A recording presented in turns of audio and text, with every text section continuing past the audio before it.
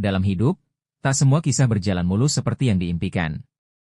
Ada cerita-cerita di balik senyum, ada luka yang tersembunyi di balik keberanian. Video ini mengangkat sebuah kisah nyata, tentang perjuangan, pengorbanan, dan keteguhan hati seseorang yang berani menghadapi kerasnya kehidupan di negeri orang. Kisah ini bukan sekadar untuk didengar, tetapi untuk direnungkan. Semoga lewat video ini, kita bisa lebih memahami arti ketulusan, kekuatan, dan pentingnya saling menghargai perjuangan sesama. Namaku Siti. Aku lahir di sebuah desa kecil di Jawa Timur. Hidup kami sederhana, terlalu sederhana bahkan, sawah yang kering, dapur yang sering kehabisan beras, dan hutang yang seperti tak pernah habis. Ayahku sudah lama sakit-sakitan, dan adik-adikku masih sekolah. Sebagai anak sulung, aku merasa semua beban keluarga ada di pundakku. Suatu hari, seorang tetangga membawa kabar. Kalau kerja di luar negeri, bisa cepat kaya, Sar. Gajimu jutaan tiap bulan. Katanya sambil tersenyum lebar, sambil memamerkan gelang emas di tangannya. Aku pulang dengan hati berdebar. Malam itu, aku duduk memandangi ibu yang sedang menanak nasi. Di sudut dapur yang gelap, aku memutuskan. Aku harus berangkat. Demi keluarga, aku akan pergi. Tak lama setelahnya, aku bertemu seorang agen. Dia berbicara manis. Tenang saja, Siti. Kerjamu ringan. Jaga anak kecil, masak sedikit. Majikannya baik. Gajimu besar. Semua terasa mudah. Aku hanya perlu menyerahkan KTP, tanda tangan kontrak yang tebalnya seperti kitab suci, dan menunggu jadwal keberangkatan. Di malam sebelum aku pergi, ibu memelukku erat. Tangisnya pecah di pundakku, dan aku mencoba menguatkan diri. Jangan takut, Bu. Aku janji, aku akan kirim uang. Aku janji semua akan baik-baik saja. Tapi jauh di dalam hatiku, ada rasa takut yang tak bisa aku hapus. Takut akan dunia asing. Takut akan nasib yang tak bisa kuatur sendiri. Bandara itu terasa begitu asing bagiku. Semua serba cepat, penuh suara pengumuman yang tidak ku mengerti, dan wajah-wajah asing berlalu lalang. Aku hanya menggenggam erat paspor dan tiket yang diberikan agen. Namanya Pak Rudi. Orangnya ramah, murah senyum, dan sepanjang perjalanan dia terus berkata, Siti, tenang aja. Ini kesempatan emas. Majikan kamu baik. Kamu pasti betah di sana. Aku ingin percaya. Aku butuh percaya. Setibanya di negara tujuan, sebuah negara kecil di Timur Tengah, aku dan beberapa teman lainnya langsung dibawa ke sebuah tempat yang mereka sebut penampungan. Ruangan itu sempit. Bau lembab. Ada puluhan perempuan seperti aku di sana, wajah-wajah lelah, beberapa memeluk koper lusuh mereka sambil menangis. Kenapa kita nggak langsung ke rumah majikan? Kenapa kita harus tidur di sini? Aku bertanya dalam hati. Tapi tak ada jawaban. Pak Rudi sudah menghilang. Yang ada hanya beberapa orang lokal yang berbicara dalam bahasa yang kami tidak mengerti, sambil menunjuk dan berteriak-teriak. Hari demi hari berlalu. Kami diberi makan seadanya, roti kering dan air putih. Pintu selalu dikunci dari luar. Aku mulai merasa aneh. Bukankah kata agen, aku langsung dijemput majikan yang baik? Kenapa seperti ini? Beberapa teman mulai sakit. Ada yang demam, ada yang batuk parah. Tapi tak ada dokter, tak ada obat. Yang ada hanya perintah, tunggu. Diam. Jangan banyak tanya. Suatu malam, pintu ruangan dibuka keras-keras. Seorang pria lokal masuk dengan selembar kertas di tangannya. Dia menunjukku. Lalu berkata cepat dalam bahasa asing. Seorang penerjemah menjelaskan. Kamu sudah ada majikan. Besok pagi kamu dibawa. Siap-siap. Aku lega, dan takut sekaligus. Aku ingin segera bekerja, ingin segera mengirim uang pulang. Tapi rasa takut itu tak mau hilang dari dadaku. Malam itu aku tak bisa tidur. Kupeluk foto keluargaku erat-erat di dada.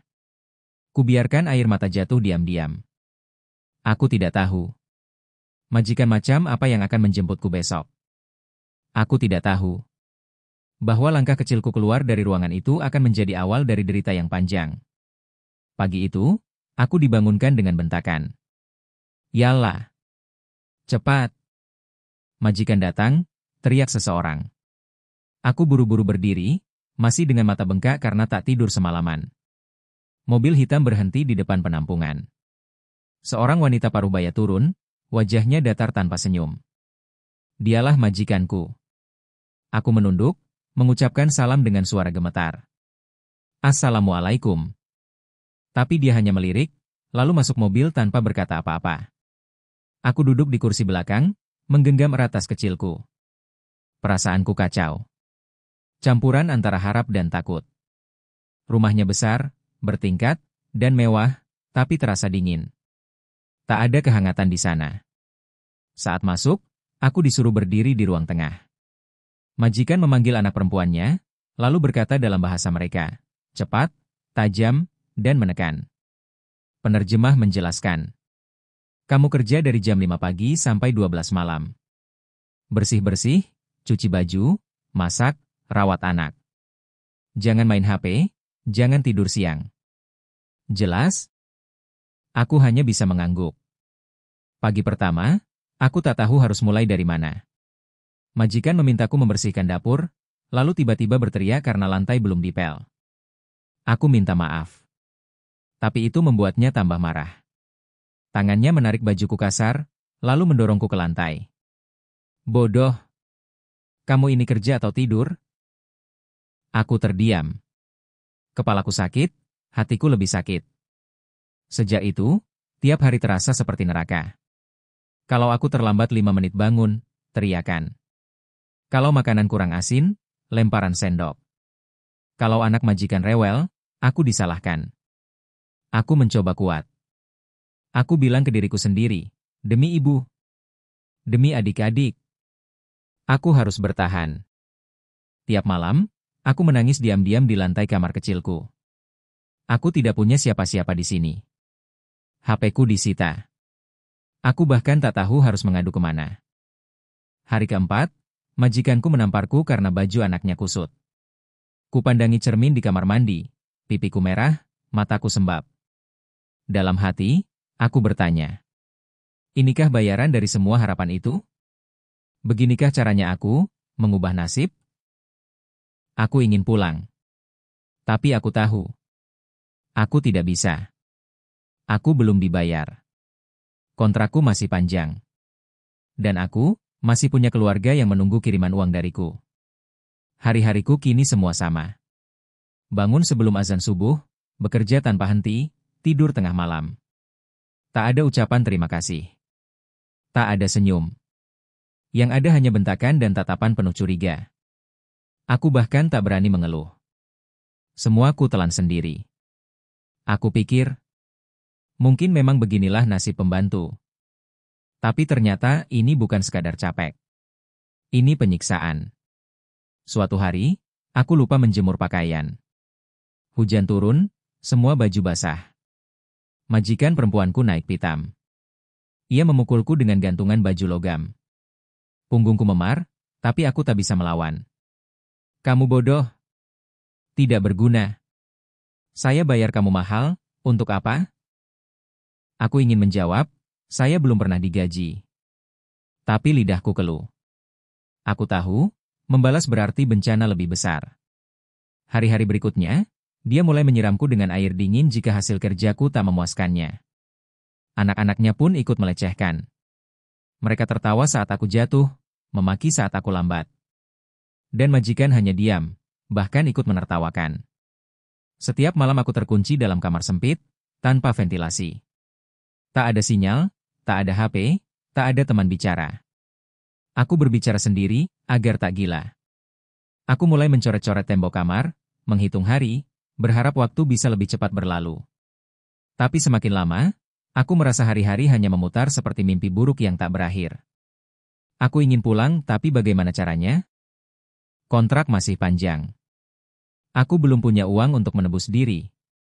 Agen tak bisa dihubungi. Keluarga pun tak tahu keadaanku. Suatu malam, aku demam tinggi. Tubuhku menggigil. Aku minta izin untuk istirahat sebentar. Tapi jawaban majikan justru seperti cambuk. Kalau kamu sakit, saya ganti kamu. Saya kirim kamu ke kantor polisi karena malas kerja. Aku tetap bekerja. Dengan tubuh lemas, kaki gemetar, dan pandangan kabur. Malam itu, aku jatuh pingsan di dapur. Dan saat sadar, aku sudah tergeletak di lantai, sendiri. Tak ada yang peduli. Tak ada yang menolong. Kupandangi langit-langit kamar sempit itu. Aku bertanya dalam hati. Tuhan, apakah Engkau melihat aku? Apakah Engkau dengar tangisanku? Aku tidak tahu sampai kapan aku bisa bertahan. Tapi aku tahu satu hal. Aku tidak bisa menyerah. Karena jauh di sana, ada ibu yang menungguku pulang. Ada adik-adik yang butuh uang sekolah. Aku harus tetap hidup. Walau luka di badanku terus bertambah. Walau batinku perlahan-lahan mati. Aku tak tahu lagi harus berharap pada siapa. Luka di tubuhku sembuh perlahan, tapi luka di hatiku menganga lebih dalam. Setiap malam, aku memejamkan mata sambil berharap. Semoga besok aku bisa pulang. Tapi pagi selalu datang dengan rutinitas yang sama. Bentakan, kerja tanpa henti, dan rasa takut. Sampai akhirnya, aku memutuskan untuk mencari bantuan. Di lembar kertas bekas bungkus belanjaan, aku menulis surat kecil. Isinya sederhana. Tolong bantu saya. Saya TKW dari Indonesia. Saya disiksa dan tidak digaji. Saya ingin pulang. Aku tulis nomor keluarga di kampung halaman, dan nama lengkapku. Lalu diam-diam, saat membuang sampah, aku selipkan surat itu ke dalam kantong plastik. Kupikir, mungkin petugas kebersihan akan membacanya. Mungkin, Tuhan akan menggerakkan hati seseorang. Tapi hari berganti minggu. Tak ada perubahan. Tak ada tanda bahwa surat itu pernah sampai ke tangan siapapun. Suatu hari, aku nekat meminjam HP anak majikan saat dia tertidur. Kutatap layar itu dengan tangan gemetar, buru-buru mencari nomor Pak Rudi, agen yang dulu menjanjikan segalanya. Akhirnya aku berhasil menghubunginya lewat WhatsApp. Pesanku singkat. Pak, saya disiksa. Tolong bantu. Saya mau pulang. Tapi balasan yang kuterima hanya satu kalimat dingin. Kontrak belum selesai. Sabar saja. Jangan macam-macam. Setelah itu, aku diblokir. Nomorku tidak bisa menghubunginya lagi. Aku mulai sadar, tak ada satupun yang bisa kuandalkan. Agen tidak peduli. Majikan semakin kejam. Bahkan, satu-satunya surat yang kutitipkan mungkin hanya dianggap sampah. Apakah aku hanya barang? Sekadar tenaga kerja murah yang bisa dipukul dan dibuang sesuka hati? Setiap malam, aku menatap langit dari jendela kecil di kamar belakang. Aku menangis, tapi tak bisa bersuara. Tangisan yang diam, karena di rumah ini, suara penderitaan tak pernah didengar. Hari itu, aku duduk di lantai dapur. Tanganku gemetar, tubuhku lemas. Aku ingin lari.